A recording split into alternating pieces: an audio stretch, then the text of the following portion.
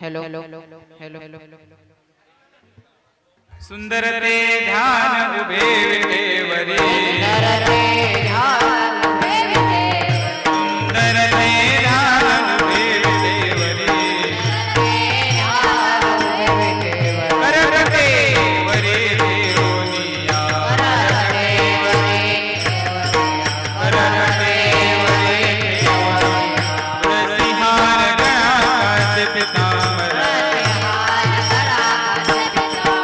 तुलसीहार गणाकाश पितांबर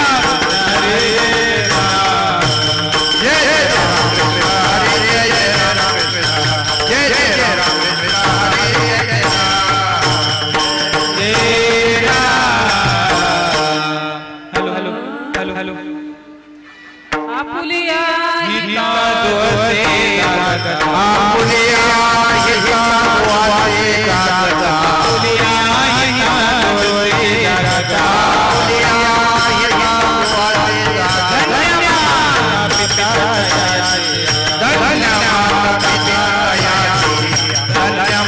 पिता धन्यवाद पिता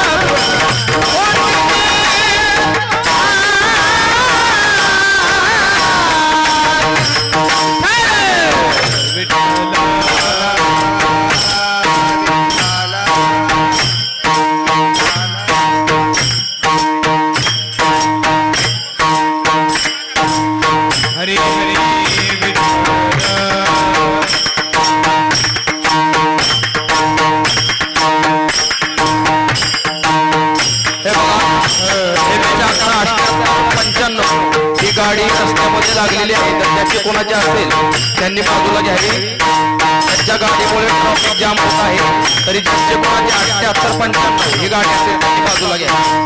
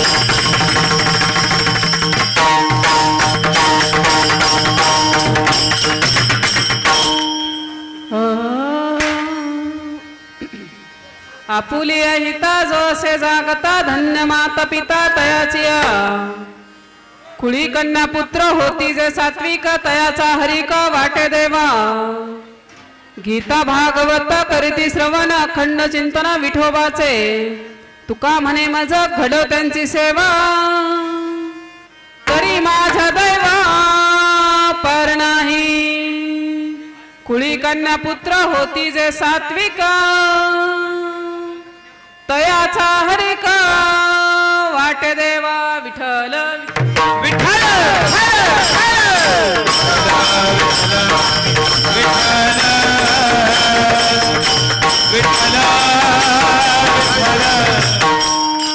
प्रस्तुत प्राप्त प्रसंगी कीर्तन रूपी सेवेकरता निवडलेला अभंग घेतलेला अभंग जगत वंदनीय जगद्गुरु वैराग्याचे महामेरू संत शिरोमणी असे भगवंतच लाडके भक्त असणारे माझे देहुनिवासी तुकोबारा यांचा शुद्ध मराठीतला साध्यातल्या साध्या माणसाला समजेल असा आणि सोप्या भाषेतला 4 चरणाचा अभंग विठ्ठल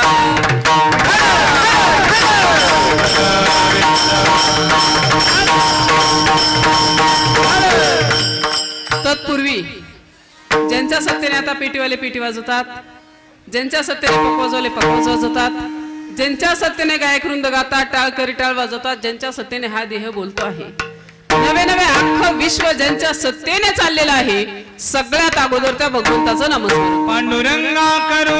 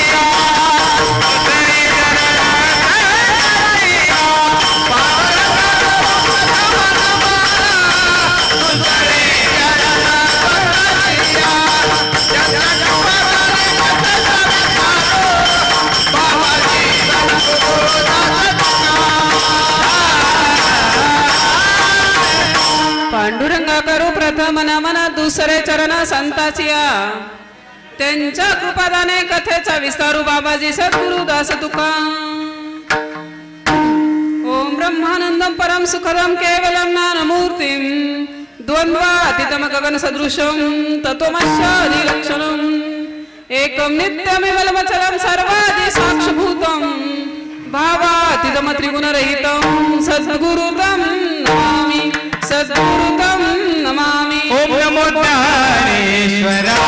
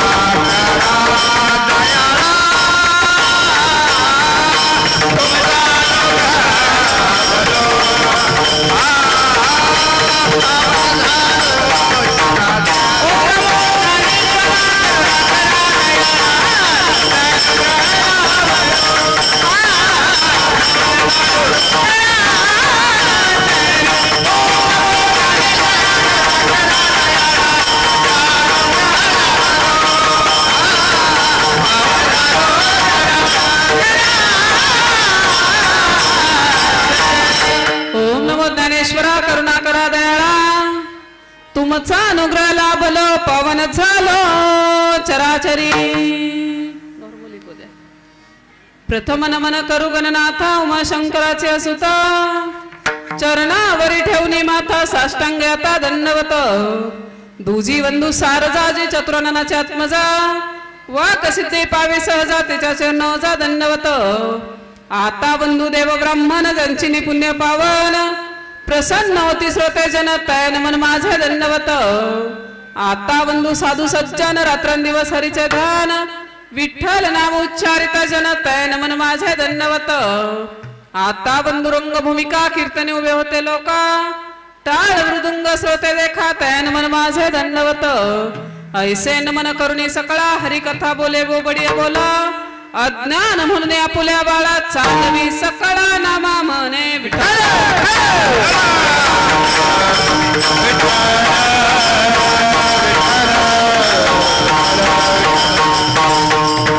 प्रस्तुत प्राप्त प्रसंगी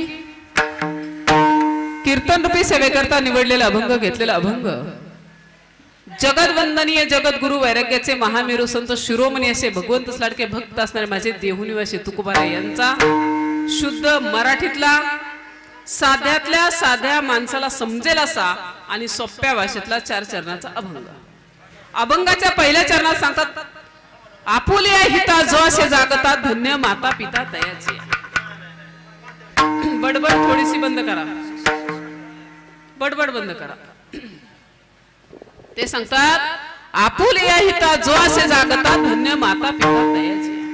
आपल्या हिताच्या ठिकाणी जे जागे राहतात ते धन्यतेच्या लायकीचे असतात, त्यात विशेष काहीच नाही।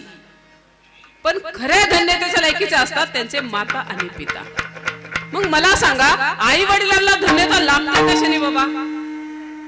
कशाने लाभते? आपल्याला भारी कशाने वाटतं? साधारण आपल्याला असं वाटतं की आपल्या मुलांनी 2 व्हीलरची 4 व्हीलर केली भारी, ठीक आहे नाही? 2 खोल्याच्या 10 खोल्या केल्या भारी, 2 एकराचे 10 एकर केले 1 नंबर असं आपल्याला वाटतं। पण नाही, सात्विकता असायला हवी तेव्हा धन्यता लाभते। ते सांगतात कुळी कन्या पुत्र होती जे सात्विक तयाचा हरिक वाटे देवा। जेव्हा सात्विक कन्या आणि सात्विक पुत्र आपल्या पोटी जन्माला येतील त्याचा आनंद आपल्याला होईल, हो की नाही? पण खरा आनंद भगवंताला होतोय. मग भगवंताला आनंद होईल अशी ती लेकरं काय करतात, काय करतात काय नेमकं ते सांगतात. गीता भागवत करीती श्रवण अखंड चिंतन विठोबाचे. गीतेचं आणि भागवताचं श्रवण करतात आणि माझ्या प्रभू पांडुरंग परमात्म्याचं नामस्मरण करतात. अशा लेकरांची सेवा करण्याचं जर भाग्य मला लाभलंच ना, तर भगवंता माझ्या दैवाला माझ्या अनंताला पारावार राहणार नाहीये. हा अभंगाचा भावार्थ. विठ्ठल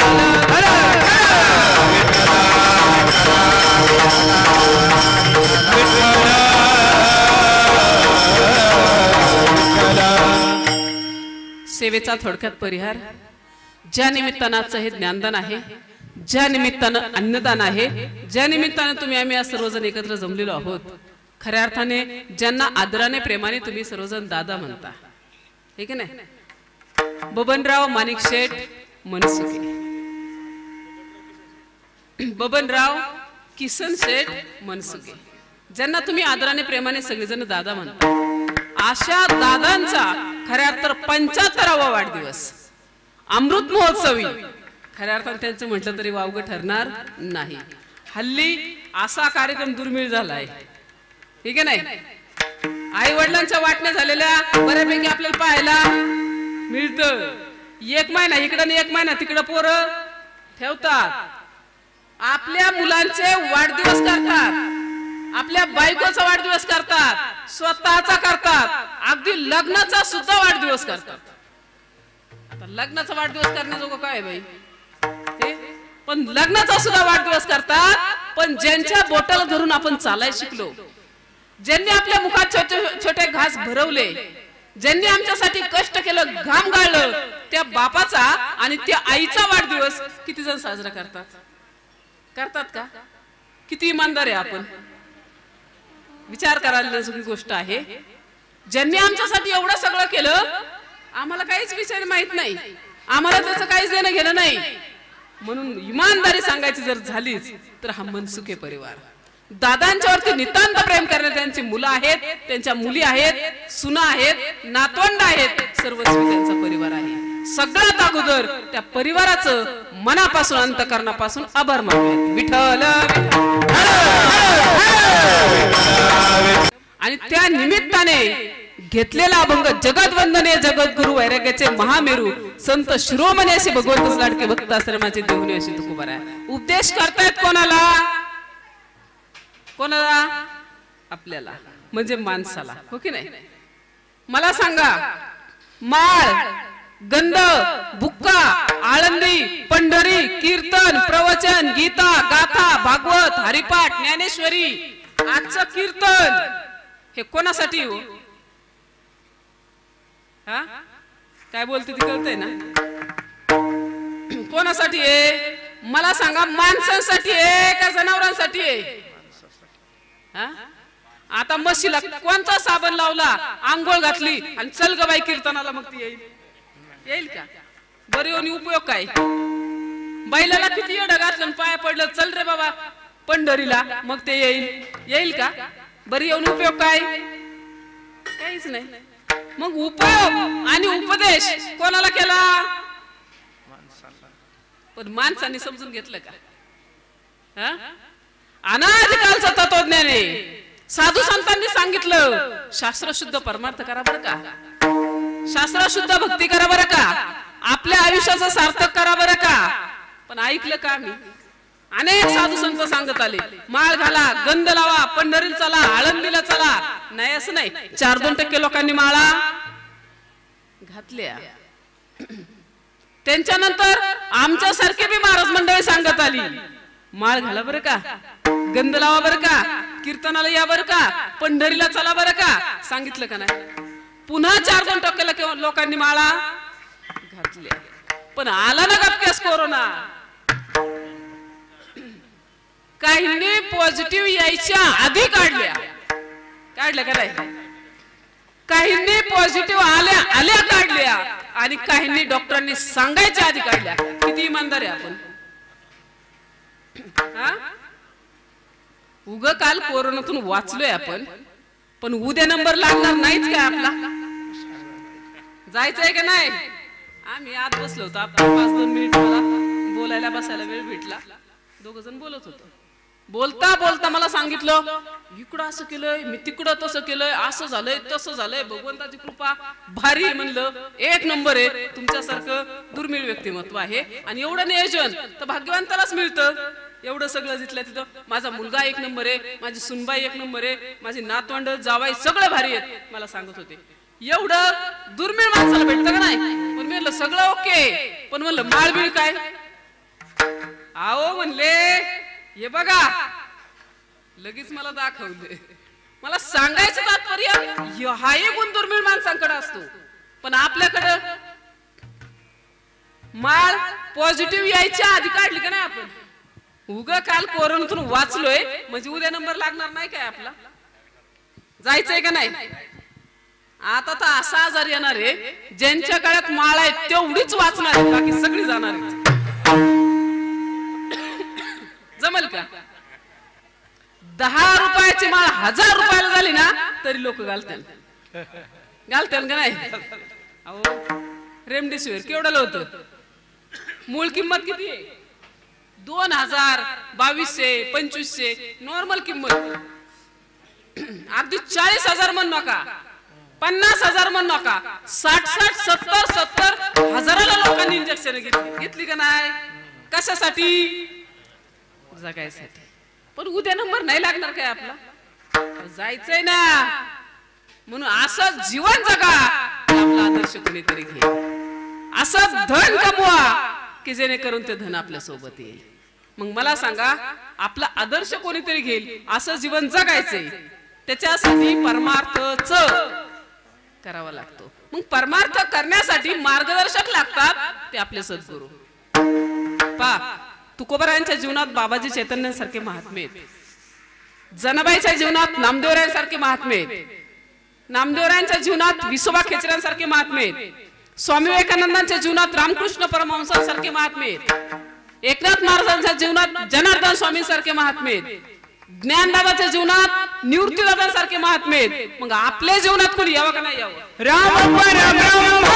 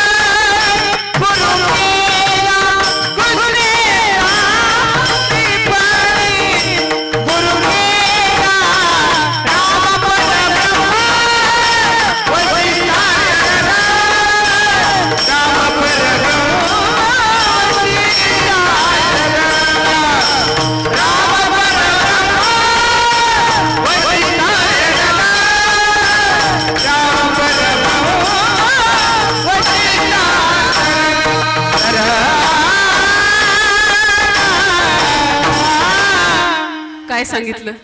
राम परब्रह्म वशिष्ठा शरण कृष्णा सांदीपणे गुरु केले. प्रभू रामचंद्र होते, परब्रह्म होतं, विश्वाचा मालक होतं, पण वशिष्ठ ऋषींना सद्गुरू म्हणून जीवनात स्थान दिलं, हे की नाही? वशिष्ठ ऋषींना ते शरण गेले. कोण? प्रभू रामचंद्र. प्रभू रामचंद्रांचे सद्गुरू वशिष्ठ ऋषी आहेत.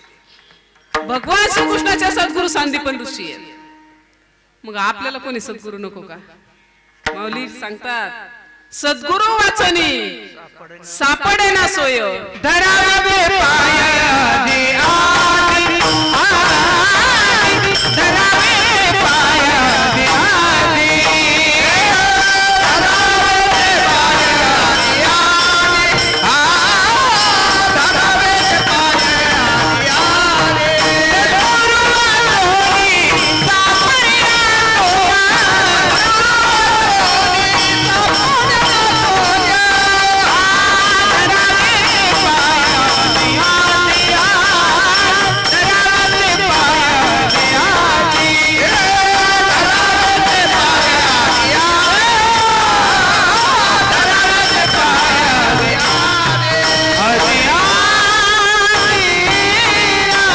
काय सांगितलं?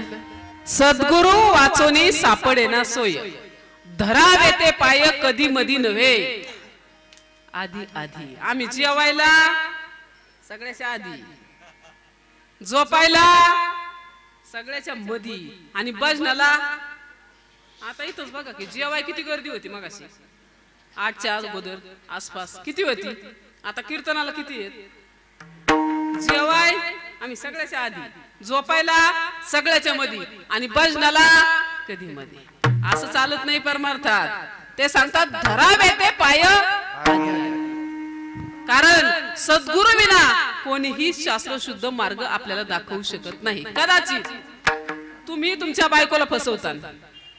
एखाद्या दिवशी नवरा बायकोला फसवेल, बायको नवऱ्याला फसवेल, बाप मुलाला फसवेल, मुलगा बापाला फसवेल, भाऊ भावाला फसवेल, भाऊ बहिणीला फसवेल, एखादा पाहुणा आपल्याला फसवेल, आपण पाहुण्याला फसू. पण सद्गुरु ते सांगतात आपण सारिखे करीती तात्काळ नाही काळ वेळ तयार. माऊली ज्ञानेश्वरी सांगतात एक दिवा आहे, त्या दिवापासून दुसरा दिवा लावला आणि तुम्हाला म्हटलं पहिला कोणता आणि दुसरा कोणता ओळखा, येईल का? सांग नाही येऊ शकत. म्हणून ते सांगतात आपण सारखे करीती तात्काळ नाही काळ वेळ तयार. आता म्हणून तरी शरण जा ना. ठरवलं सद्गुरूला शरण जायचं, कारण विश्वाचा मालक प्रभू रामचंद्र त्यांनाही सद्गुरू करावं लागले, भगवान श्रीकृष्ण त्यांनाही सद्गुरू करावं लागले. मग आपल्याला नाही लागणार का? आपल्याला सुद्धा करावे लागतील. मग सद्गुरू करायचं निश्चित झालं. पण सद्गुरू करावं कोणाला बाबा? जाऊन पाय धरावे कोणाचे? कोणाचा पाय धरतो साधारण आपण? पांढरी कपडे घातली, माळा घातल्यात, गणगोळ्या उगारतात, आळंदीची पंढरीची वारी चालली, ध्यान धारणा करतोय, आम्ही साधारण त्यांना सद्गुरू म्हणतो. पण मला सांगा, नुसती पांढरी कपडे घातले, माळा घातल्या, गणगोळ्या उघडून नाही जमत. शास्त्र प्रचिती, आत्मप्रचिती आणि गुरु प्रचिती या तीनही गोष्टीचा संगम जिथं घडला जातो त्याला बोलतात सद्गुरू. अशी शास्त्र प्रचिती जे कोणी देतील त्यांना सद्गुरू म्हणा आणि आपल्या आयुष्यात सार्थक करा. विठ्ठल विठ्ठल.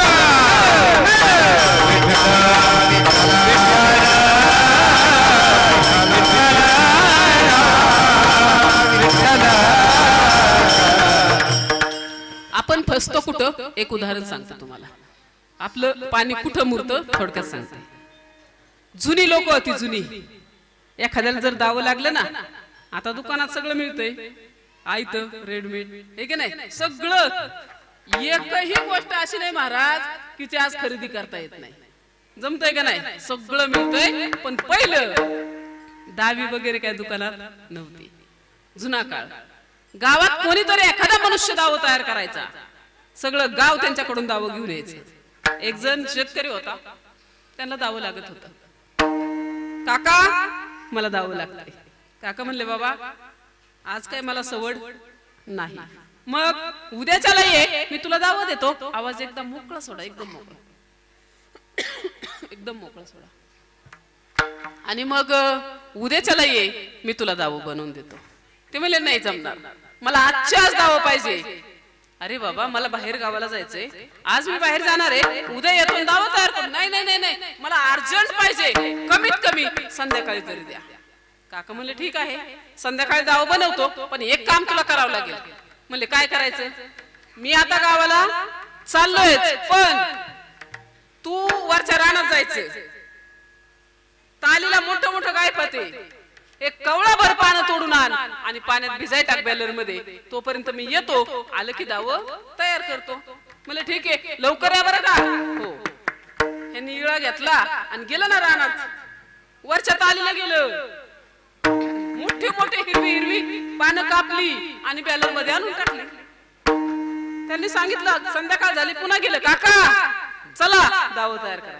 काका म्हणले, तू पाण्यातली पानं बॅलर मधली पानं वर काढ. तर मी आलोच. ती गेलं ना बॅलर मध्ये पानं काढायला, हाताला कुठं काय येतंय, काहीच आहे ना. ते पुन्हा काकांकडे म्हणजे, काका हाताला काय येत नाही बाबा, पाण्यातून काय निघत नाही बाबा बाहेर. अरे म्हंटल, जिंदगी गेली माझी दावी करता करता, असं कधी झालं नाही. म्हणलं, मी काय खोटं बोलतोय का. म्हणले, चल मी येतो तुझ्या संग. पण तू काय पतच आणलंय का. हो. वरच्या तालीच आणलं का. हो. तिथूनच आणलं. हिरवी मोठाली पानं आहेत का. हो. हिरवी मोठाली पानं. कडाने काट. हो काट. वरती एक काटा. हो. मग असं झालं कसं. ठीक आहे, मी येतो पाहायला. दोघे गेले आणि काकांनी त्या बॅलर मध्ये डोकून पाहिलं, काय पात नव्हतं. काय होते, कोरपड. मला सांगा, अशी किती कोरपड पाण्यात घातल्या होत्या बनते. नाही बनणार. सद्गुरूंना शरण जायचंय, पण नुसते पांढरे कपडे घालणाऱ्याला शरण गेल्यावर मोक्ष मिळेल का, आयुष्य सार्थक होईल का. म्हणून तुका बरं सांगतात, दोन्ही दिसत सारी, दोन्ही दिसत सारखे, दोन्ही दिसत सारखे, दोन्ही दिसत सारखे, आवडतानी तो पारखे, आवडतानी तो पारखे, आवडतानी ते पारखे, आवडतानी पारखे. दोन्ही दिसत सारखे, दोन्ही दिसत सारखे, दोन्ही दिसत सारखे, दोन्ही दिसत सारखे, दोन्ही दिसत सारखे, दोन्ही दिसत सारखे, दोन्ही दिसत सारखे, दोन्ही दिसत सारखे. काय सांगितलं, दोन्ही दिसत सारखे, वर्म जाणी तो पारखे. राजहंसन बगळाय.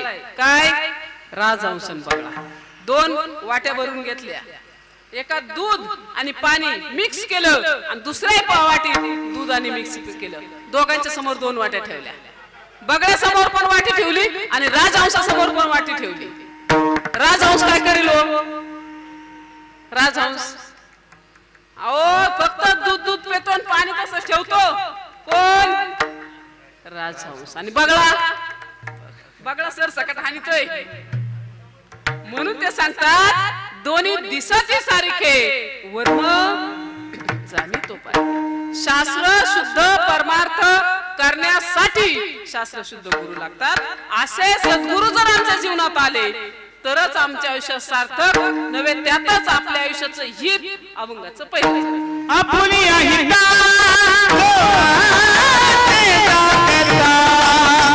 आपुलिया हिता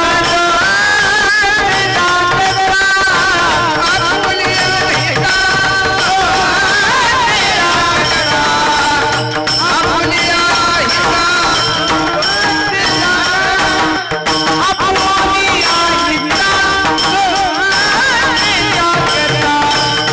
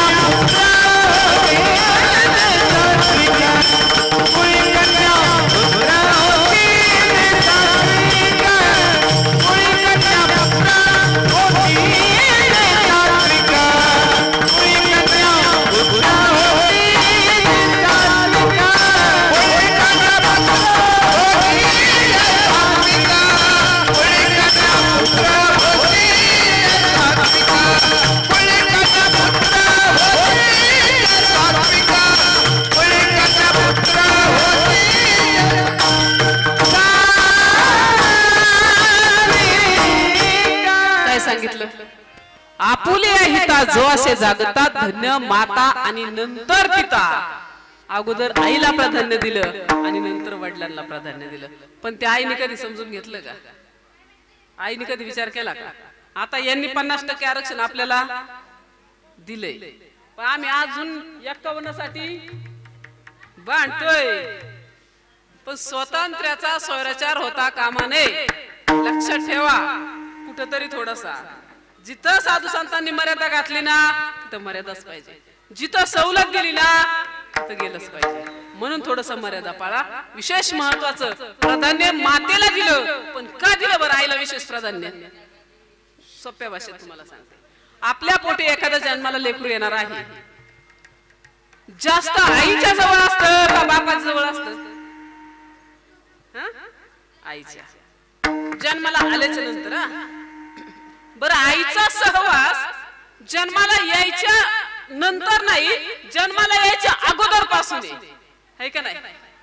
चक्रव्यूह कसा फोडावा हे अभिमन्यू कुठं शिकला? आईच्या गर्भात. पण दुनियेच्या बाजारात आल्याच्या नंतर बाहेर कसं पडावं हे शिकता आलं का? नाही जमलं. मग संस्कार कोणाचे आहेत जास्त? काय काय तर संडे फादर आहेत. फक्त रविवारीच पोराची आणि बापाची भेट होती. एरवी पोरग झोप येते तेव्हा बाप घरातून बाहेर जातो, संध्याकाळी पोरग झोपतय तेव्हा बाबा घरी येतात. मग काय ते घरात असलं नसलं सारखंच. जास्त कोणा सान्निध्य देते? आईच्या. म्हणून आईला खास प्राधान्य दिलं, आईला विशेष प्राधान्य दिलं. विठ्ठल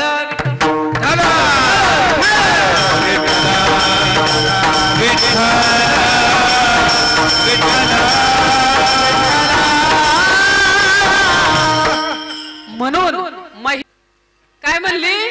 आंधळ्याचं पोरग आंधळच म्हणली का नाही? झालं ना महाभारत चालू. बघता काय, कोणत्या पुरुषाला आपल्याकडे एखादी महिला बघून हसलेली आवडेल? आवडेल? नाही जमणार. महाभारत चालू झालं. बरं, त्याच्या पुढे मला सांगा, महाभारत रंगाला कधी आलो?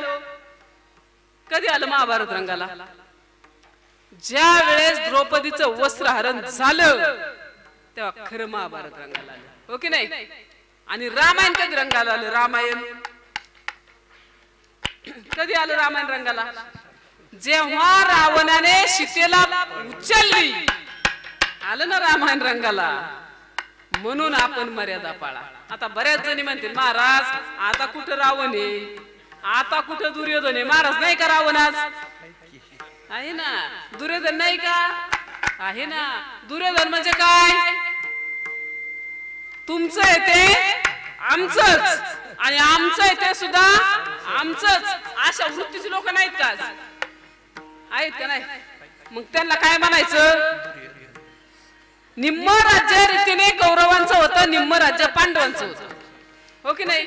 द्यायला पाहिजे होतं का नाही? जमणार नाही म्हणला. शेवटी भगवान श्रीकृष्ण गेले समझोता करायला. म्हणले बाबा 5 गावं तरी त्यांना द्या. अरे म्हणला 5 गावाच काय घेऊन बसला? सुईच्या टोका माती बसेल एवढं सुद्धा देणार नाही. कोण म्हणलं?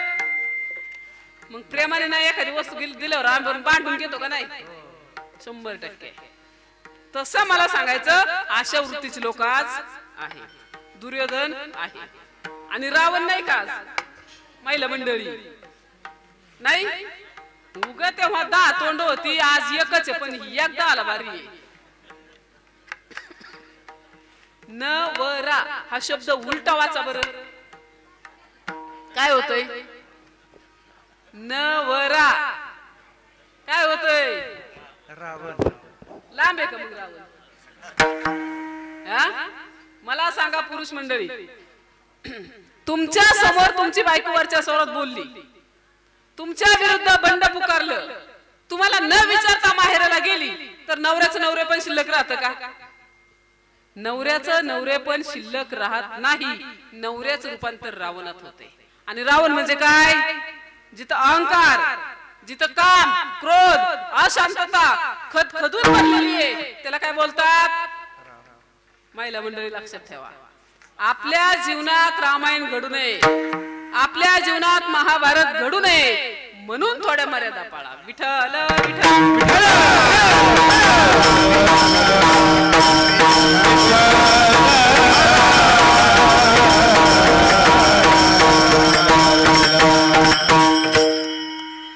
आणि तुम्ही बी थोडं लक्षात ठेवा. बरीच माणसं म्हणतात बायकाची जातल्या गाव बायकोच अजिबात ऐकू नाही. एखादा माणूस जर संसारात बायकोच ऐकत असेल ना, अहो ते बाई लेड आहे, अहो ते बायकोच्या ताब्यात आहे. काय कधी कधी कधी सप्ताहाची जर मीटिंग बसली ना, 4-4 जण मंदिरात आहेत, मीटिंग बसली तर म्हणे चला 11,000 करा. ते म्हणत थांबा बाबा आधी घरी विचारावं लागेल. कोण आहे घरी? असं नका समजू की बायकोला विचारलं बायकोचं तुम्ही ऐकलं म्हणजे तुमचं लय नुकसान होतंय. तुमच्या सगळ्या आयुष्यात तुमच्या सगळ्यात जवळचा तुमचा हितचिंतक जर कोण असेल तर ती बायको आहे. शास्त्रात एक जणाने बायकोचं ऐकलं नाही, अख्खा वंश संपून गेला. कोण? रावण. मंदोदरी काय सांगत होती? नका ना तसं करू, नका युद्ध करू, नका रामासोबत लढाई करू, नका अनुसीतेला किंवा निवून घालवा. कोण सांगत होत? मंदोदरी. नाही ऐकलं रावणाने, संपलं का नाही सगळं. आणि एक जणाने बायकोचं ऐकलं. काय? एक जणाने बायकोचं ऐकलं. कुणी? रामाने. मला हरणाच्या कातड्याची चुळी पाहिजे. कोण म्हणलं? दिली ना, गेलं ना. इकडं काय झालं म्हणून गोळ झाला. लक्ष्मण रेषा सीता माता ओलांडत नव्हत्या तर रावणाची काय ताकद होती हात लावायची? शीतल नेऊ शकत होता का? नाही. म्हणून असं कधी म्हणू नका की घोळ बायकोला कधी कमी समजू नका. तू म्हणता एक महिला बोलते म्हणून महिलेची बाजू घेतली, असं काही नाही बरं का. आमचे कबीरजी बोलतात, नारी की निंदा मत करो नारी है रतन की खान. काय सांगतात? नारी की निंदा मत करो नारी है रतन की खान. जिस नारी से पैदा हुए ध्रुव प्रहलाद शुक हनुमान. स्त्रियांना कमी लेखू नका, स्त्री ही रत्नाची खाणी. माझ्या अंजनी माता नसत्या तर हनुमंतराय कधीच नसते, कौशल्य माता नसत्या तर प्रभू रामचंद्र कधीच नसते, यशोदा माता नसत्या तर भगवान श्रीकृष्ण कधीच नसते, जिजामाता नसत्या तर शिवाजी महाराज कधीच नसते, आणि आपली आई नसती तर आपण नसतो. म्हणून ते सांगतात खऱ्या अर्थाने पृथ्वीपेक्षा श्रेष्ठ असणारी माता आणि स्वर्गापेक्षा उंच असणारा पिता यांना कमी लेखू नका.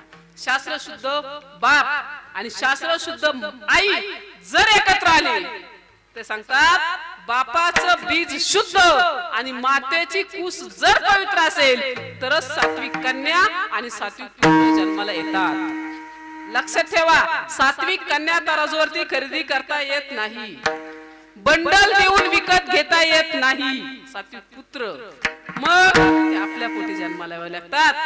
जेव्हा सात्विक कन्या आणि पुत्र आपल्या पोटी जन्माला येतात तेव्हा होतंय काय? अभंगाचं कोळे कन्या पोटा होतीचे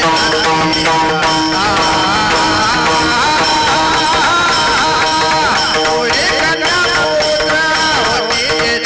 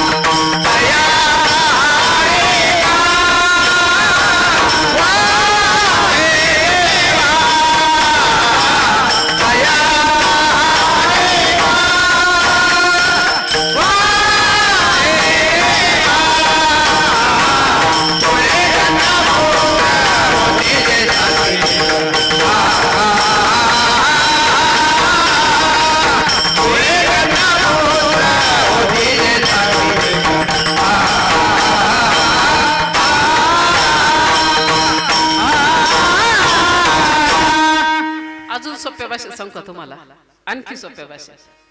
थोडक्यात जर सांगायचं झालंच तर आई कशी श्रेष्ठ आहे आणि बाबा कसे श्रेष्ठ आहे. तुम्हाला जर विचारलं आई श्रेष्ठ का बाबा श्रेष्ठ, तुम्ही काय सांगता? कोण म्हणेल आई, तुम्ही काय म्हणता? आई. कोण म्हणेल आई, कोण म्हणेल बाबा. पण आई श्रेष्ठ का बाप श्रेष्ठ हा न सुटणारा तोडगा आहे. सुटेल काय? अजिबात नाही. तुमच्याकडे 1 रुपया आहे, छप्पा महत्वाचा का काटा महत्वाचा, काय सांगता तुम्ही? छप्पा महत्वाचा आहे, पण तुमचा नाणं आहे, छप्पा आहे, त्याला काटा नाही, चालेल का ते? किंवा काटा आहे, छप्पा नाही, चालेल का? दुकानदार चालेल का? नाही चालणार. परस्पर एकाच नाण्याच्या दोनही बाजू महत्वाच्या आहेत. तसे आमच्या जीवनात आमची आई जितकी महत्वाची आहे तितकेच आमचे बाबा.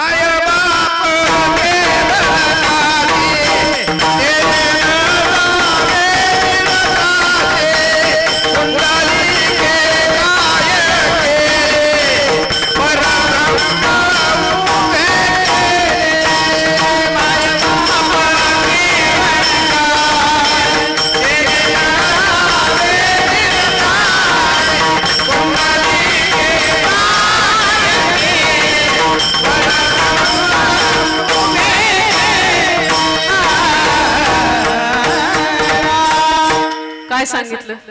माय बाप केवळ काशी, तेने न जावे तीर्थाशी. पुढे सांगतात पुंडलिके काय केले, परब्रह्म उभे केले. पंढरीचा पांडुरंग परमात्मा पंढरीत कसा आला, कधी विचार केलाय का? पुंडलिकाने अंतकरणापासून आई बाबांची सेवा केली तेव्हा स्वयं भगवंत परमात्मा तिथे हजर आहेत. मग आपलं काय? आमचे आई वडील कुठेतरी कोपऱ्यात आणि आम्ही पंढरीत. आमचे आई वडील कुठेतरी घरी, आम्ही आळंदीत. आवडेल का देवाला? कधीच नाही आवडणार. तुम्हाला थोडक्यात सांगते, आई आणि बाबा दोघांच्या बाजूने. मी काय कोणाची बाजू घेणार नाही. आपल्याकडे काय वशिला वगैरे नाही, द्वैत वैर भाव नाही. माझ्यासाठी तुम्ही दोन्ही महत्वाचे आहेत. विशेष प्राधान्य अगोदर आई सांगते.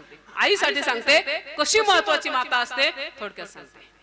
एकदा मंदोदरी आणि रावण दोघ जण बोलत बसले होते. कोण? मंदोदरी आणि रावण दोघ जण बोलत बसले होते. बोलता बोलता बसल्या बसल्या मंदोदरीने प्रश्न विचारला, तुम्हाला बायका किती? काय प्रश्न विचारला? तुम्हाला बायका किती? योगायोग त्या दिवशी होती एकादशी. हा गडी म्हणला, बाई तुला आजच बरी सवड झाली विचारायला का? तर आज एकादशी. राक्षस कुळातला रावण जरी असला तरी खानदानी शिवभक्त होता. एकादशीच्या दिवशी कधीच खोटं बोलत नव्हता. आणि नेमकं आजच कसं काय विचारलं? म्हणलं आता खरं तरी कसं सांगू आणि खोटं तरी कसं बोलू ना. पण मला विचारलंयस ना तो, सांगून टाकतो. ऐक, मला 80,000 बायका. किती? 80,000 बायका, 1,00,000 पोरं, 1,25,00,000 नातवंड, 1,25,000 परतोंड, एकूण लोकसंख्या झाली 4,30,000. एकट्या रावणाचं यक्ष किंमत किती? 4,30,000. आपल्याकडे नव्हतं इकडून पळवा पळवी तिकडून पळवा पळवी, इकडून बंडल तिकडून बंडल, असलं नव्हतं. मला सांगा, आधार कार्ड लिंक करायचं म्हणलं किती दिवस लागले असते? एवढं सगळं होतं. बरं बायका बी काय आपल्या बायकोत नव्हत्या. आपल्याला एकच आहे, ते बी मनक्यात गेली, गुडघ्यात गेली, कपट्यात गेली, जाडूबाई काळूबाई ठेंगली. हे आपलं पंचपतिव्रतांचं 1 नंबरला नाव घेतलं जातं. अशी मंदोदरी होती. एवढ्या भारी बायका होत्या आणि एवढं सगळं सुंदर असताना मंदोदरीने विचारलं, बाई तरी सुद्धा तुमची नजर रामाच्या बायकोवरती सीतेवरती का गेली? जावा, ज्याला 80,000 त्याची पण गेली ना. जाऊ द्या म्हणले. आणली तुम्ही तिला. आणल्याच्या नंतर नाही तुमची बायको बनवली, नाही राजमहालात आणली, नाही तुमची पट्टराणी बनवली, नाही तिच्याशी लग्न केलं, आणली ना अशोक वनात ठेवली. तुम्ही असे का वागलात? आहे का नाही प्रश्न? कशासाठी आणली? काय असे का वागलात? तेव्हा रावणाने सांगितलं, बाई आता हे बी गुन्हे तुला सांगून टाकतो. ऐक, मी असं का वागलो? ऐक म्हणले, जेव्हा सीतेला आणण्यासाठी वायुमार्गाने गेलो, पुष्पक विमान घेऊन गेलो, भगवी कपडे घालून गेलो, त्यांच्या झोपडी समोर जाऊन उभा राहिलो, तेव्हा पहिलं वाक्य माझ्या मुखातून बाहेर पडलं, भिक्षावाडा माय. हा शब्द माझ्या मुखातून बाहेर पडला. मी परस्त्रीच्या शरीराला स्पर्श सुद्धा करू शकलो नाही. मग आता सांगा बरं, रावण चांगला का वाईट? हा, आपल्यापेक्षा 1000 पटीने चांगला. 1000. जिने आम्हाला जन्माला घातलं ना, बोटाल धरून चालायला शिकवलं, छोटे छोटे घास मुखात भरवले, लहानाचं मोठं केलं, तिच्या आम्ही वाटण्या घातल्यात. 1 महिना इकडे आणि 1 महिना तिकडे. किती इमानदार आहे आपण. एवढी भारी माता असते, एवढी आई भारी आहे, पण त्या आईचं महत्व, आईची किंमत आम्हाला समजली नाही. उदाहरण दुसरं सांगते, बाप कसा महत्वाचा असतो थोडक्यात सांगते. भजन करा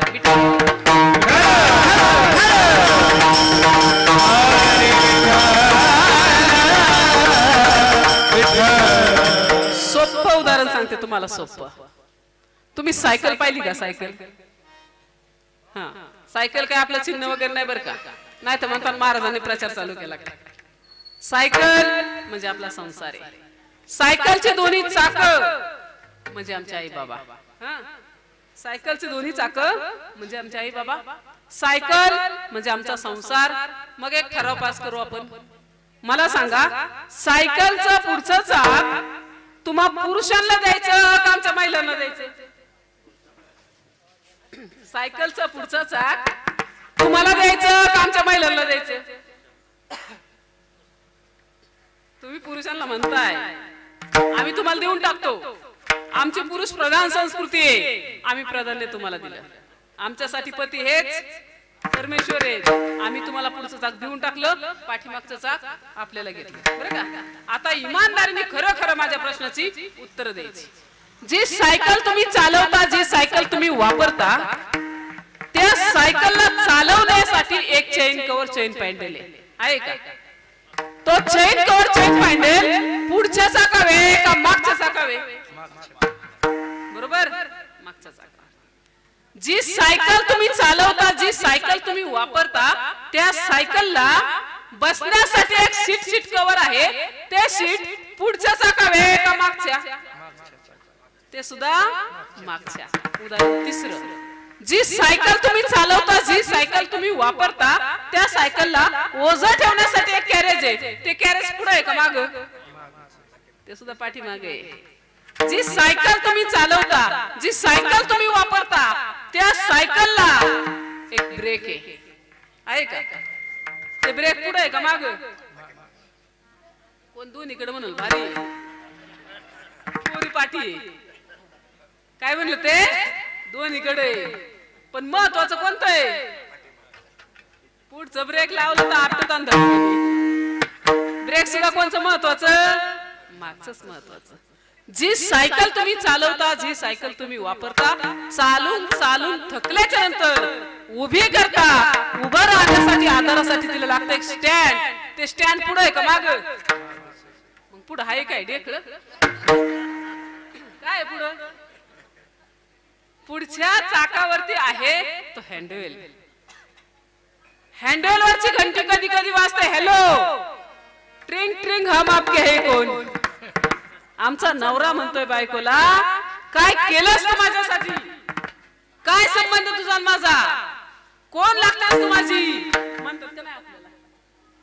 कधी एवढ्या सगळ्या जबाबदाऱ्या पेलून झाल्या होत्या, काय वाटत असेल त्या जीवाला? माझं शास्त्र सांगतं, कोण्याही जीवाचा खरी खरी खरी गोष्ट अजून पुढे. प्राधान्य मागच्या चाकाला, जबाबदाऱ्या मागच्या चाकाने पेलवल्या. पण मला सांगा, सगळ्या जबाबदाऱ्या मागच्या चाकाने पेलवल्या, सगळं काय आपण सहन केलं, ऍडजस्ट केलं, पण यांचं पुढचं चाक जर खड्ड्यात गेलं तर आपल्या करण्याला काय किंमत आहे का? 5-5 रुपये आम्ही वाचवले. 5-5 बाजारात गेलो ना, कसे आहेत बटाटे? ते म्हणलं 20 रुपये किलो आहेत. आम्ही म्हणलं 15 द्या ना, 16 द्या ना. बरं जाऊ द्या, 17 द्या. काटकसर केली का नाही? आणि तुम्ही एका एका बैठकीला 5-5 हजार उडवले. कुठं मेळ बसायचं? बरं एवढं बी करून आम्ही एवढं सगळं केलं, पण तुमचं पुढचं चाक जर खड्ड्यात गेलं तर आमच्या करण्याला 0 किंमत आहे. मग मला सांगा, आता मागचं चाक महत्वाचं का पुढचं महत्वाचं आहे? पुढचंच महत्वाचं आहे. म्हणून मला सांगायचं तात्पर्य पुढचं म्हणजे आमचे चाक म्हणजे आमचे बाबा आहेत, पाठीमागचं चाक म्हणजे आमच्या आई. संसाराच्या एवढ्या जबाबदाऱ्या आईने पेलवल्या तरी बाप महत्वाचा असतो. म्हणून विशेष प्राधान्य आई सोबत त्या बापाला आहे. म्हणून आई वडील जर व्यवस्थित असतील तरच घर सुंदर आहे. का बाहेर शिकतात पोरं कोणत्या गोष्टी नाही शिकत. सहज बोलता बोलता आपण म्हणतो ना काय कोणाचं कार्ट आहे होय, कोणतं रस्त्याच्या कडेला तिकडं पलगडत चालला असेल तर काय म्हणतो कोणाचं कार्ट आहे. अहो आमक्या दमक्याच आहे ना ते. आणि एखादा लाल दिव्याच्या गाडीत बसून आलं तर काय कोणाचा मुलगा आहे होतो. अहो दरवाजा उघडाय माणूस आहे, बाटली बिसलर द्यायला दुसरं आहे. लाल दिव्याच्या गाडीत आलंय ना, प्राधान्य कोणाला बापाला. म्हणून मला सांगायचं तात्पर्य आमच्या जीवनात आमची आई जितकी महत्वाची आहे तितकेच आमचे बाबा महत्वाचे आहेत. बरं हा विषय सकाळ लोकमत पुढं पेपर मध्ये बी नाही. स्टार उत्सव जी टीव्ही चॅनल वगैरे इकडे कीर्तन आता आल्या, पूर्वी होतं का. बरं ऐकाय सवड कुणाला आहे. खरं सांगितलं ते शास्त्रात, शास्त्र समजून घ्यावं ते माणसाने. कारण आपल्या जीवनात दोनच सोहळे सगळ्यात जास्त महत्वाचे. नंबर 1 आपला जन्म आणि नंबर 2 आपला मृत्यू. हे दोनही सोहळ्याचं वर्णन गीता आणि भागवत या दोनच ग्रंथात केलं. म्हणून तुकोबाराय विशेष प्राधान्य देतात या दोन ग्रंथांना. अभंगाचं तिसरं गीता भागवत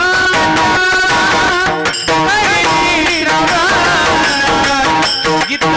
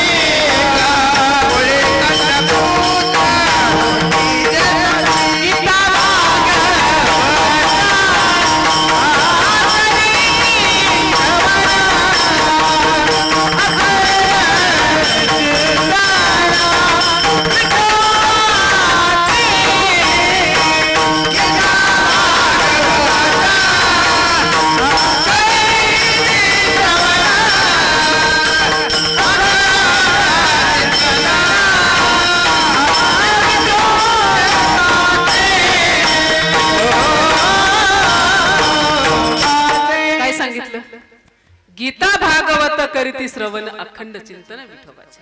अजून सोप्या भाषेत तुम्हाला सांगते महिला मंडळी, मला सांगा तुमच्यात सगळ्यात जवळचा आणि सगळ्यात मोठा देव कोणचा आहे? मी काय बोलते कळतंय ना?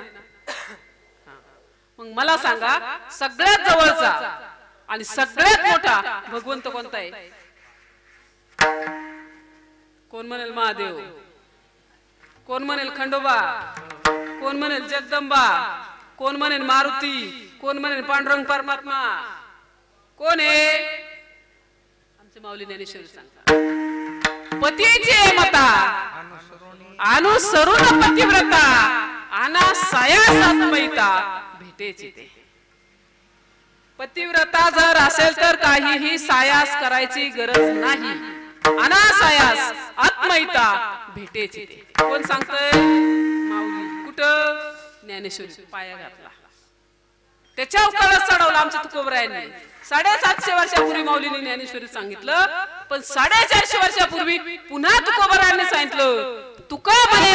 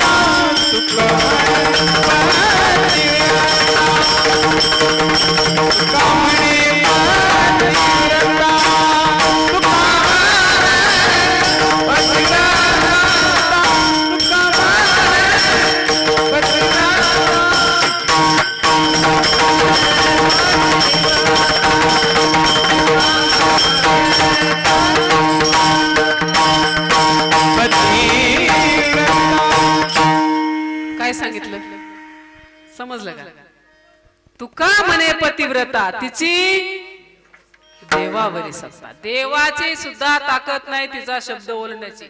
हाय का नाही? आपण बारी व्हायचंय का नाही पतिव्रता? तुम्ही म्हणता महाराज आम्ही काय पतिव्रता नाही का? आहेत, नाही असं नाही. अजून सोप्या भाषेत तुम्हाला सांगते, आपल्यासाठी पती हेच परमेश्वर. कसे? थोडक्यात सांगते तुम्हाला. संक्रांतीला तुम्ही सगळ्याजणी मंदिरात जाता का? संक्रांतीला ताटात वावसा वगैरे घेऊन ते ज्वारीचे कणस, गव्हाचे वंब्या, बोर, गाजर, ऊस असतं काहीतरी. हा, सगळ्या जणी ताटात भरता, मंदिरात जाता. सीताचा वंसा, रामाचा वंसा, जलम जलम वंसा म्हणता का? म्हणतात. मला सांगा कोणासाठी जाता होतो मंदिरात? हा, ऐकलं का? तुमच्यासाठी. उदाहरण दुसरं, नागपंचमीला पुन्हा सगळ्या जणी मंदिरात ताटातला आहे वगैरे घेतल्या, मुठमुठला आहे डोक्यावर ठेवता का? आणि नाव कोणा सांगता? सैसेवान घेन दादाचं नाव. आमच्या भावाचं पुढं बसली तिच्या भावाचं म्हणजे पलीकडच्या नवऱ्याचं. सैसेवान घेन दादाचं नाव सांगून घ्या. नाव सुद्धा तुमचं. उदाहरण तिसरं, हरतालिका मंदिरात जाता का? महादेवाची पिंड, पूजा, उपवास. पार्वती मातेने लग्नाच्या अगोदर केलेलं व्रत आहे, शंभू महादेव हेच पतिव्रत मला भेटावेत म्हणून. म्हणजे हरतालिका सुद्धा कोणासाठी? नवऱ्यासाठी. कळलं का? शेवटचं उदाहरण, वट सावित्रीच्या पौर्णिमेला जाता का?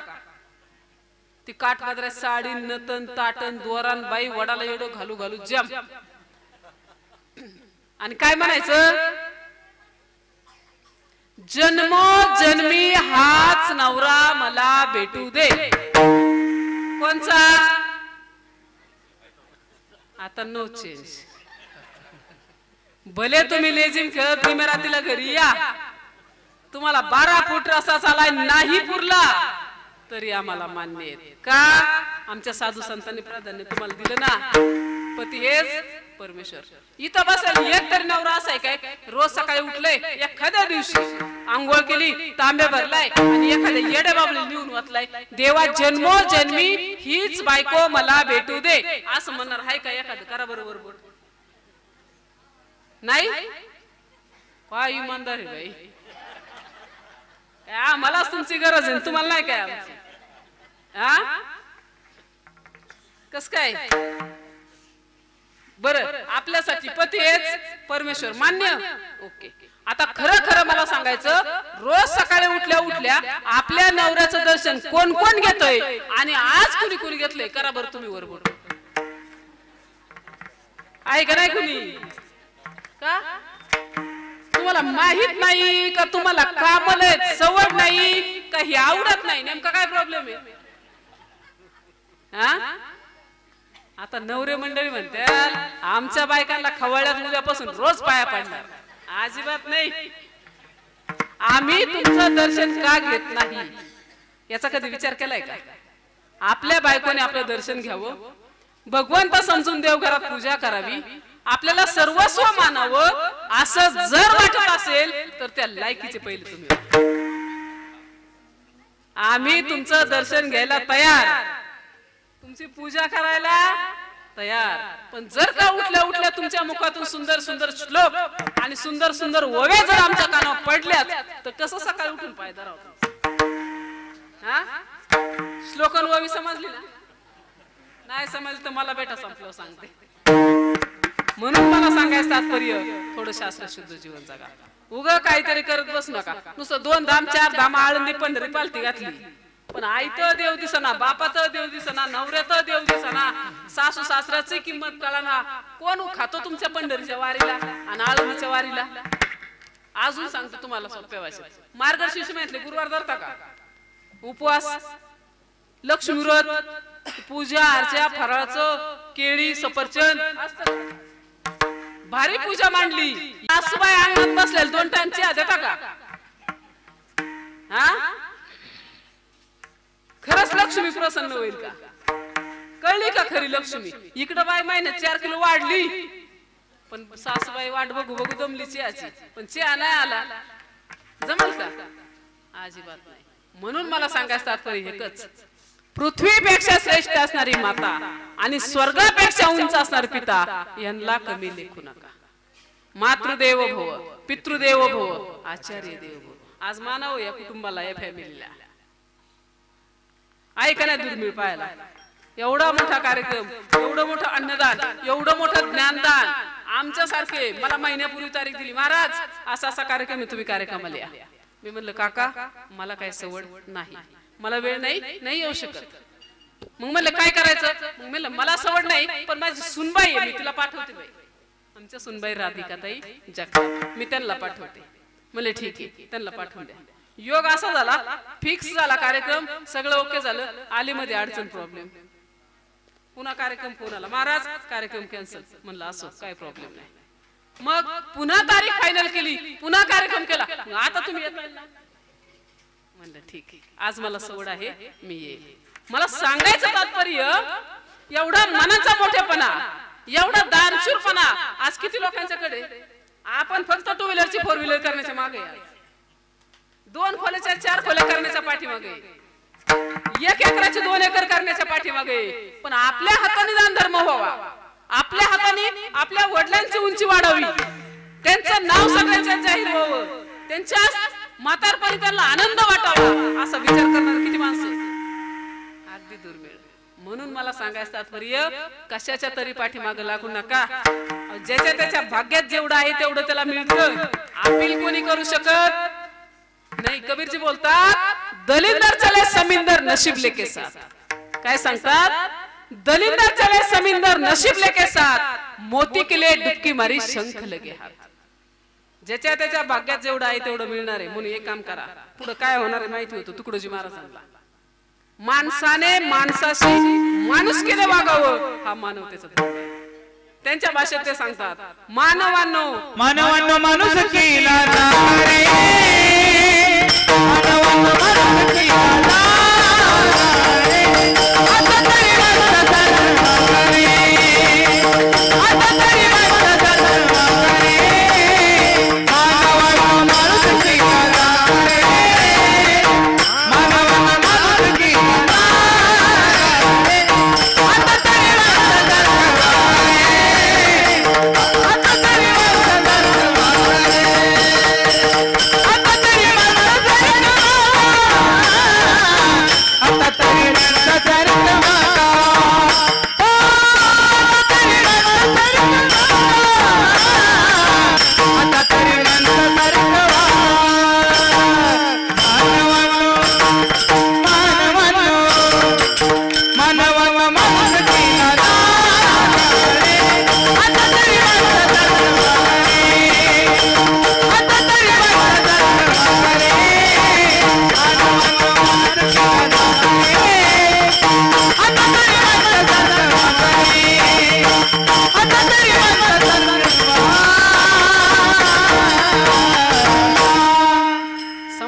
माणुसकी सांभाळली उग पाहिलं नाही तर दुसरं लाटत आपण पॉझिटिव्ह या पाहिजे होतं.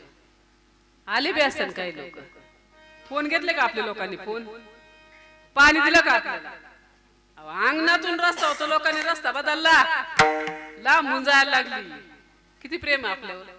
म्हणून लक्षात ठेवायचं कशाच्या तरी पाठीमागं लागू नका. माणुसकी सांभाळा माणुसकी. काही दिवसापूर्वी मला एक फोन आला अगदी पुणा साईडचा. महाराज असा असा कार्यक्रम आहे, तुम्ही कार्यक्रमाला या. म्हणलं कसला कार्यक्रम आहे? म्हणले 10व्याचा आहे. म्हणलं कधी आहे? म्हणले उद्याच्याला आहे. योगाने मला सवड होती. मी म्हंटल येते, पण बोलता बोलता म्हंटल मी येते, पण तुम्ही एवढं लेट का नियोजन केलं? काय एवढं उशिरा का नियोजन केलं? म्हणले महाराज लेट नाही. अहो मला 10 दिवसांना असतो 10व्याचा कार्यक्रम. म्हणले बरोबर आहे महाराज, पण काल आमचे पिताश्री गेलेत, आज सावडले आणि उद्या 10व्याचा कार्यक्रम आहे. म्हणले एवढी घाई का? म्हणले एक जण अमेरिकेत आहे, एक जण दिल्लीत आहे, एक जण आणखी लांब आहे. 10 दिवस राहायला सवड कोणाला आहे? म्हणून काल गेले, आज सावडले, उद्या 10व्याचा कार्यक्रम. योगाने मला सवड होती. मी म्हंटल येते, आपल्याला काय विषय नाही, येते म्हटलं. पण येते म्हणल्यास नंतर म्हणले महाराज मग तुमचं ते हे कसं? म्हणलं काय तुमचं देणं घेण्याचं कसं? मला पार्टी जरा बरी दिसली, मेलं 15,000 देऊन टाका, हे का नाही? म्हणले महाराज 15 सोडून 20 घ्या, पण सगळं तुम्हीच करा. म्हणलं सगळं तुम्हीच करा म्हणजे काय? म्हणले प्रवचनही करा, बातही शिजवा, काकांचंही बघा आणि कावळ्याचं बी तुम्हीच बघा. म्हणतो भाई वेगळाच दावा दिसतोय. म्हणलं प्रवचन बी आम्हीच करू, बहात पण शिजू, कावळ्याचं बी बघू, काकांचं बी बघू, पण हे कुणाचं करायचं? काय माणुसकी.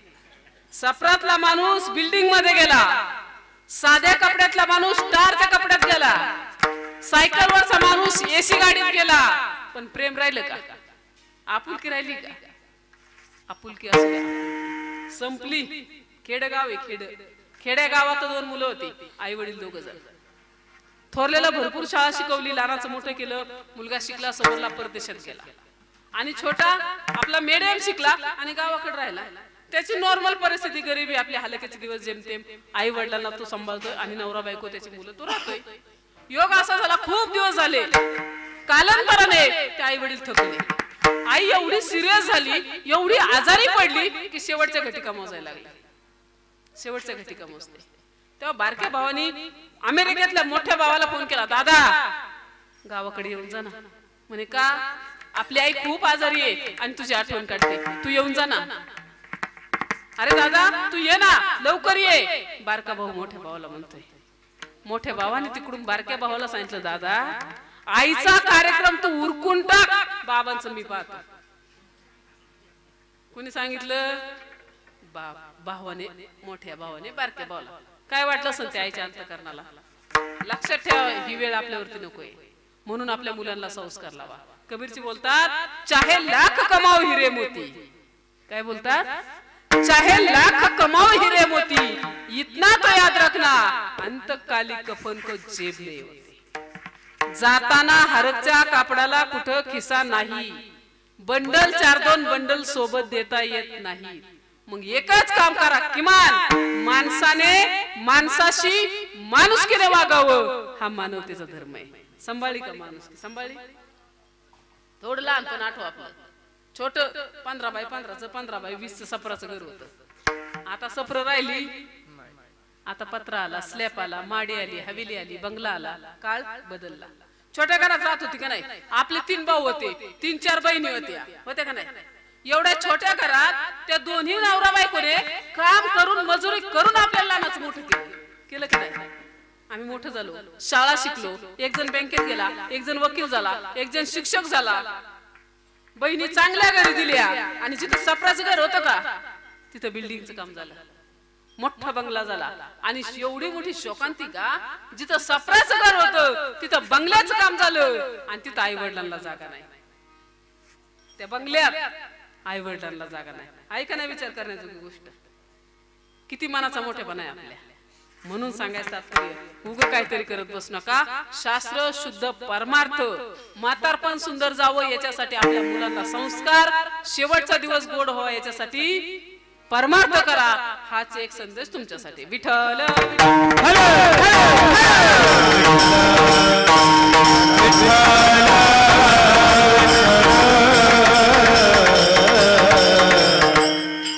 धना पडो माणूस माणूस की कशी विसरतो एक उदाहरण सांगते. शेवटची 5 मिनिटं कार्यक्रम संपला. शेवटची 5 मिनिटं. माणूस धना पुढं माणूस की कशी विसरतो थोडक्यात सांगते. तुमच्या गावासारखे एक गाव, सर्वसामान्य शेतकरी कुटुंब, पती पत्नी आणि एकुलती एक मुलगी होती. पोरीला लहानाची मोठी करायची, तिच्या पायावरती उभे करायचं, सुंदर भवितव्य घडवायचं या विचारात ते जोडपं जीवन जगत होता. छोटी मुलगी होती. परिस्थिती अशी झाली, हे पती पत्नी सकाळी लवकर उठले, रानातल्या कामाला निघाले. लेकराचा अंघोळ, दप्तर, डबा, बॅग भरलं, शाळेत पाठवलं आणि जोडपं शेतात निघून गेलं. अगदी सकाळी 9 वाजता 10 वाजता रानात गेलेले नवरा बायको 11 वाजले, 12 वाजले, 1 वाजले, 2 वाजले तरी काम करतायत, कष्ट करतायत. बायको नवऱ्यापाशी गेली, अहो आल्यापासून काम करताय, चला कुठेतरी बसा, 2 घास खा, जेवण करा. ठीक आहे. हातातलं काम सोडलं आणि 2 जण जेवण करायला बसले.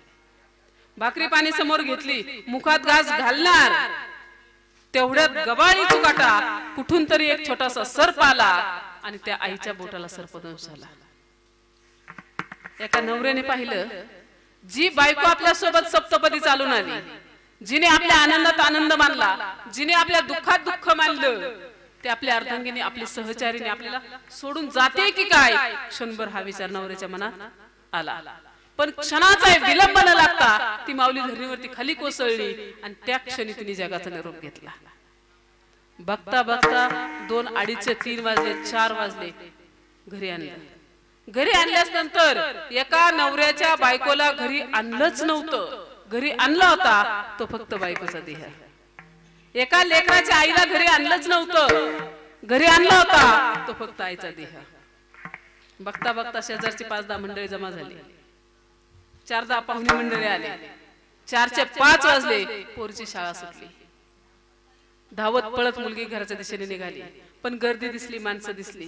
क्षणभर मनात विचार आला, अरे आपण आपल्याच घरी आलोय का? आजूबाजूला पाहिलं, होय आपण आपल्याच घरी आलोय. मुलगी आणखी गर्दीत आली. सगळी माणसं आपली दिसायला लागली. हे तर आपलेच मावशी आहे, आपलेच मामा आहेत, आपलेच काका आहेत, आपलेच आजोबा, आपलेच आजी. ही लोक आल्यात कशाला? लवकर समजेना छोट्या बाळाला. मुलगी अगदी गर्दीत आली, अंगणात येऊन उभा राहिली. तेव्हा सगळ्यांच्या मध्यभागी झोपलेली आपली आई पोरच्या निदर्शनात आली.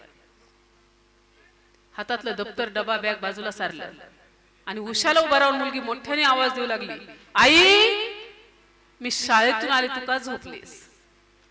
आई उठ ना. शांत पडलेली आई पोरीकडे पाहत नव्हती ना उठत होती. मुलगी आईच्या पाया पडू लागली. हात हातात घेत होती, पाया पडत होती, तोंडावर हात फिरवत होती, डोळ्यावर हात फिरवत होती. आई माझ्याकडे बघ ना, आई माझ्याशी बोल ना, आई मी शाळेतून आले, आई का झोपलीस? आई तू उठ ना. अंगावरती पडून ढसा लेकरू असं ढाळीत होत. आपल्याला माहेरची किंमत कुठपर्यंत, माहेरात किंमत कुठपर्यंत? जोपर्यंत आपली आई जिवंत आहे तोपर्यंत हक्काने एक मुलगी म्हणून तिथं आपण जातो. जोपर्यंत माहेरात आपले बाबा जिवंत आहेत तोपर्यंत हक्काने एक मुलगी म्हणून तिथं जातो. पण जेव्हा आमची आई जगाचा निरोप घेते, आमचे बाबा जगाचा निरोप घेतात, तेव्हा तिथे फक्त पाहुणी म्हणून जाणे, रात्री रात्र राहणे आणि माघारी येणे. तसं मुलगी पाया पडत होती, हात हातात घेत होती, अंगावरती पडून धाय मुकलून ढसा रडत होती. पण आई उठत नव्हती, लेकराकडे पाहत नव्हती. अगदी त्याही परिस्थितीत त्या माऊलीला तिथून उचललं, सगळा कार्यक्रम उरकून टाकला. हळूहळू 4 दिवस, 8 दिवस, 15 दिवस, महिना, वर्ष झाली. अनेक वर्ष लुटली गेली. मुलगी मोठी झाली, तारुण्यात आली. बाबा 4 चौघांच्या जाऊन बसू लागले, गप्पा मारू लागले. वातावरण बदललं. नावागावाचा मुलगा पाहिला, माणसं पाहिली आणि पोरीचं लग्न लावून दिलं. लग्नही लागलं. पण लग्न लागल्याच्या नंतर आपल्या इकडे पद्धत आहे, लेकरू सासरी जाताना थोरा मोठ्यांचा आशीर्वाद घेते, पाया पडते आणि मग जाते, हो की नाही? तसं हे लेकरू पटापट पटापट सगळ्यांचं दर्शन घेत होतं, पाया पडत होतं आणि सासरी नांदायला मुलगी निघाली. अगदी माय लेकराचा संवाद झाला बापाचा आणि पोरीचा. पोरगी बापाच्या गळ्यात पडून ढसा रडली, अश्रू ढाळले आणि बाबा आई गेल्याच नंतर तुमच्याकडे जर मी कसला हट्ट धरला असेल तर मला माफ करा बरं का. जर माझ्याकडून कसली चूक झाली असेल तर मला माफ करा. आता कसलाच हट्ट धरणार नाही, कसलीच चूक करणार नाही. हा संवाद दोघीचा झाला, दोघांचा झाला आणि दोघांच्या डोळ्यातून खळखळ असल्याच्या धारा आहे. त्या परिस्थितीत बापाने पोरीला निरोप दिला. तिकडे गेल्याच्या नंतर सासरी मुलगी गेली. माणूस कसा परिस्थितीने बदलतो पहा. 4-6 महिन्याने मुलीच्या घरी मोठा पूजेचा कार्यक्रम होता. हातोहात निरोप पाठवला, बाबा माझ्या घरी कार्यक्रम आहे, तुम्ही कार्यक्रमाला या. ठीक आहे, कार्यक्रमाला यायचं ठरलं. पण जाताना रिकाम्या हाताने कसं जाऊ बाबा, मोकळ्या हाताने कसं जायचं. म्हणून बाबा लोकांच्या घरी कामाला गेले. 4-8 दिवस कष्ट केलं, घाम गाळला. 1000-2000 रुपये कपड्याच्या दुकानात गेले. आपल्या मुलीसाठी भारी साडी घेतली, जावई बापूसाठी पोशाख घेतला आणि म्हातारा झालेला थकलेला बाप रोडच्या गाड्या बदलत बदलत पोरीच्या घरी गेला. जेव्हा आपले बाबा आलेले पोरीने पाहिले, 4 चौघींच्यात भारी साडी घालून खुर्ची बसलेली पोरगी होती. दाढी वाढलेला चेहरा होता वडिलांचा, अंगावरचे कपडे मळलेले होते, हातपाय लटलट लटलट कापत होते. बाबा आलेले पाहिले. मुलगी पटकन तिथून उठली आणि झपाझप पावलं टाकत आपल्या बाबांच्या समोर गेली आणि पहिलं वाक्य वडिलांच्या समोर बोलली, बाबा तुम्ही कशाला आलात माझ्या घरी. काय म्हणली, तुम्ही कशाला आलात माझ्या घरी. काय तुमचा अवतार आहे, तुमचे कपडे किती मळलेत, तुमचा दाढी वाढलेला चेहरा आहे, तुमच्या पायात चप्पल नाही व्यवस्थित, माझी साडी बघा किती भारी आहे, माझं घर बघा किती भारी आहे, गाडी बघा किती भारी आहे. हे वाक्य पोरीच्या मुखातून बाहेर पडलं आणि बापाच्या डोळ्यातून खळखळ खळखळ अश्रूच्या धारा लागल्या. पायाखालची जमीन बाजूला सरकली, अंगावरती काटा उभा राहिला आणि डोळ्यातून अश्रूच्या धारा लागल्या. वडिलांनी सांगितलं, बाळा मी तुझं घर पाहण्यासाठी नाही आलो, तुझी साडी पाहण्यासाठी नाही आलो, तुझी गाडी पाहण्यासाठी नाही आलो, मी फक्त तुला पाहण्यासाठी आलो होतो. मी तुला पाहिलं, मी तुला भेटलो, आता मी जातो. एकटा बाप घरी गेला आणि 3 दिवस दरवाजा लावून ढसढसा एकटा रडला. मला सांगायचं तात्पर्य एवढंच की ऐन तारुण्यात बायको गेली तेव्हा जेवढं दुःख झालं नव्हतं एवढं दुःख पुरीच्या एका वाक्याने झालं. कशामुळं, माणुसकी संपली. माणुसकी, माणसापेक्षा संपत्तीला किंमत जास्त दिली म्हणून त्या बापावरती ती वेळ आली. म्हणून आपल्याही जीवनात आपणही कोणातरी मुलगी आहोत, आपणही कोणातरी देणं लागतो. गरीब डबाव असू द्या, दुबळा असू द्या, आपला फाटका असू द्या, शर्ट त्याचा नाही तर मळका असू द्या, आपण ते आपलं आहे. लोकांच्या भावाच्या गळ्यात 10 तोळे, लय भारी हातात 15 तोळे, स्टारची कप, अहो पण ते लोकांचं आहे ना. आपली कीव, आपली माया, आपलं प्रेम या बोटाला झालेल जखम इथंच येणार आहे ना, का दुसरीकडे नाही. म्हणून मला सांगायचं तात्पर्य, थोडस समाजावरती प्रेम करता करता आपल्या माणसावर प्रेम करा, संपत्तीवरती प्रेम करता करता नात्यांच्या वरती प्रेम करा. हा संदेश तुम्हाला द्यायचा आहे. आणि ज्यांनी ज्यांनी हात सोबत आणले त्यांनी